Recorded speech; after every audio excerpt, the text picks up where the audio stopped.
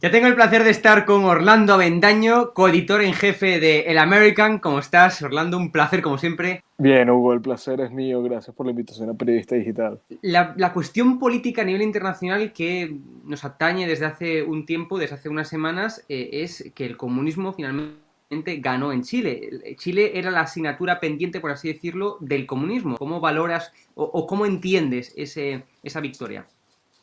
Sí, bueno, es una tragedia de dos vías. Desde 1973, Sí, un comunista radical, fundamentalista, ideologizado, no estaba en el Palacio de la sí, Moneda. Obviamente había habido gobiernos socialdemócratas inclinados sí. hacia la izquierda, muy afines o que terminaron siendo por docilidad, por cuestiones, digamos, Mm, no, de manera no consciente o involuntaria, aliados del chavismo, etcétera, pero no había un comunista ideologizado, dogmático, expreso, como lo claro. que va a ocurrir ahora, ¿no? Con la llegada de Gabriel Boric al Palacio de la Moneda. Es una tragedia en dos vías, te decía, la primera porque, digamos, todos nosotros que venimos defendiendo, impulsando la economía de mercado, el capitalismo como Sí, modelo exitoso que funciona, hemos utilizado a Chile como una referencia, ¿no? De sí, ese éxito, ¿no? De cómo el modelo, independientemente del contexto social, siempre se ha dicho que Latinoamérica es una subregión condenada a la miseria, al fracaso por nuestras cuestiones tribales o nuestras cuestiones tercermundistas o lo que sea. El ejemplo de Chile demostraba que no, que en medio de un contexto como el latinoamericano, la economía de mercado podía hacer que un país fuera próspero, que se sí. construyera una clase media robusta, sólida, etcétera. Y hemos perdido ese modelo. Eso nos deja una gran lección que es a nosotros los conservadores, liberales o lo que sea del mundo, que es que las cifras no bastan, no, no son suficientes que haya plata en el bolsillo, no es suficiente que las calles estén bien, que haya grandes oficinas o grandes edificios, no, la batalla es también cultural y eso nos lo Claro. enseña Chile.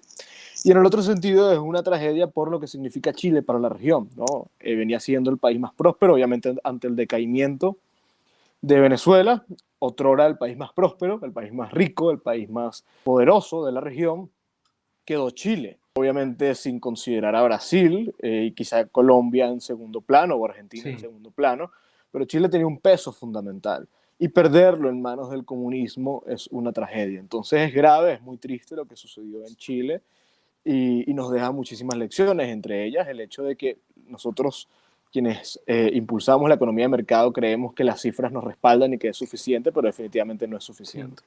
Pero es increíble esto. También ocurre, por ejemplo, en España, ¿no? Trayéndolo un poco al ámbito nacional, la Comunidad de Madrid, pues es la comunidad que más crece por encima de la media del resto de comunidades autónomas de España. Claro, pero sin embargo aquí vemos que, a pesar, como tú dices, Orlando, que los datos nos acompañan, que no tenemos que demostrar nada, porque ya está más que demostrado que la economía de mercado, ahí donde se trata de implementar o ahí donde se implementa, pues la población crece a un mayor ritmo que en los otros países, la ciudadanía tiene más renta per cápita, al final hay más bienestar, ¿no?, en la población. Pero a pesar de eso, hay mucha gente que aún sigue creyendo que el capitalismo, que la economía de mercado hace que los pobres sean más pobres, ricos se conviertan en súper ricos y que el resto de la población viva mal. No entiendo, Orlando, por qué hay mucha gente que sigue creyendo eso y no se da cuenta de la realidad.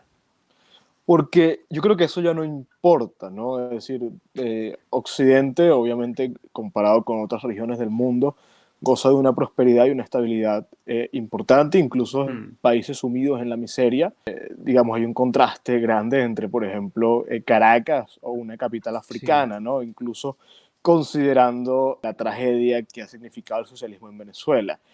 Entonces, aunque eso es importante, y obviamente en países como Venezuela, Argentina, obviamente Cuba, etcétera, tenemos a una sociedad que está preocupada por las cuestiones primarias, ¿no? Porque no sabe si sí. va a poder comer en la noche o va a poder alimentar a sus hijos, etcétera.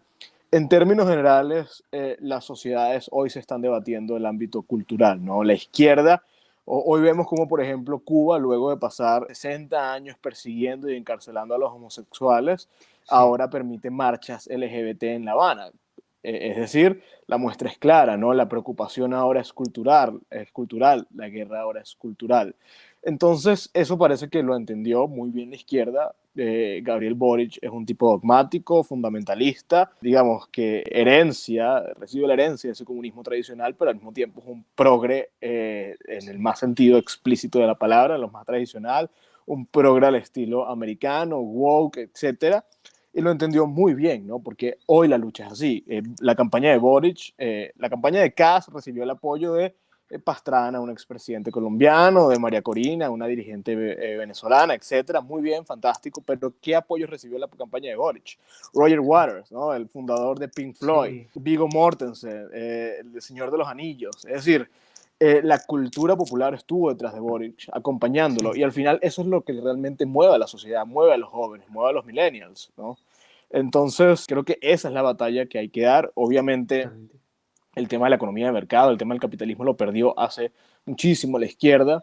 Eso se ha entendido. Mira países como China, mira ahora Venezuela, que está de alguna manera abrazando completamente la dolarización de facto, Sí, está sí, sí. permitiendo el curso natural de la economía, obviamente dentro de una dinámica muy criminal, pero lo está permitiendo porque se entendió que, mira, la batalla ahora no es estrictamente en el plano económico.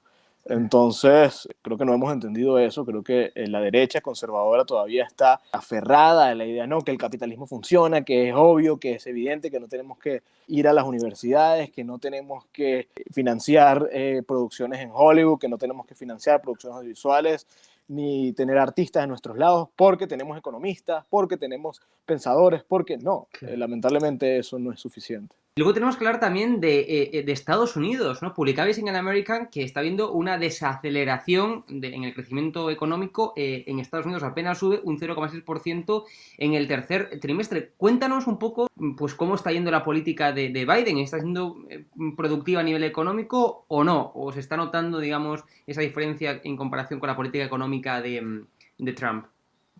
No, la política de Biden en materia económica ha sido un desastre, sobre todo en Mm, contraste con lo que fue el éxito económico de Donald sí. Trump, de la presidencia de Trump. Digamos, el gran sello de honor, Badge of Honor de Donald Trump Mm, fue la gestión económica, que fue muy exitosa. La política de Biden ha sido desastrosa por los cierres de la economía, por los mm, miedos, por polarización social que ha habido, por las pugnas sociales que ha habido, etcétera. Eso obviamente ha requerido una respuesta responsable por parte de la Casa Blanca y no ha habido.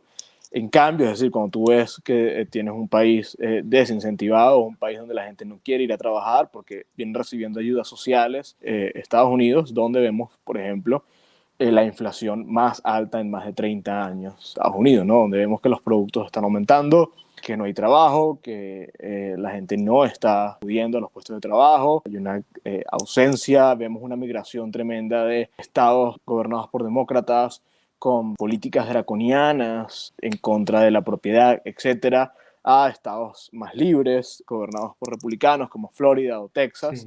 sí, sí. Y bueno, vemos este desbalance y este contraste que está generando, creo que, una situación que puede convulsionar en cualquier momento. Y tenemos ya como colofón que hablar de las palabras de López Obrador. En 2050, si no hay un fortalecimiento de la economía de América, China va a tener el dominio. ¿Qué opinas de estas palabras de López Obrador, Orlando? Y sobre todo, ¿cómo está gestionando? Porque yo he escuchado de todo sobre López Obrador y su gestión en México.